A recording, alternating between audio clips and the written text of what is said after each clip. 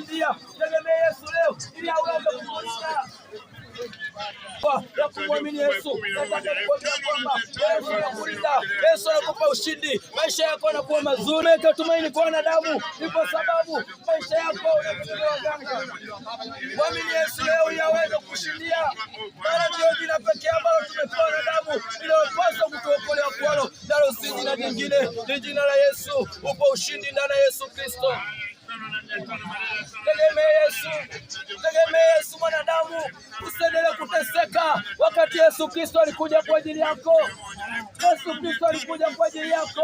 Usiendelee kuteseka na maisha.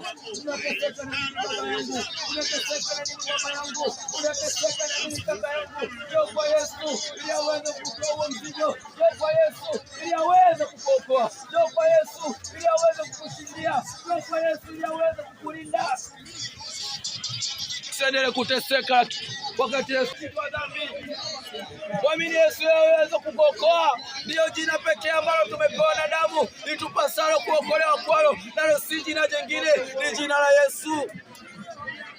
Njoo kwa Yesu. Njoo kwa Yesu ili uokolewe mpendwa. Njoo kwa Yesu ili uwekwe huru. Njoo kwa Yesu ili aweze kutoa katika utumwa. Maisha ya pombe naishi kama ya kwamba uwe ni utumwa. Leo ukikosa kidogo raha hauna raha. Leo usipopata angalau moja kidogo unaweza kwenda kwa wanawake. Nataka nikwambia kwamba uweze kufanikiwa. Mwamini Yesu leo ili aweze kukuokoa. Mwamini Yesu leo. Amen.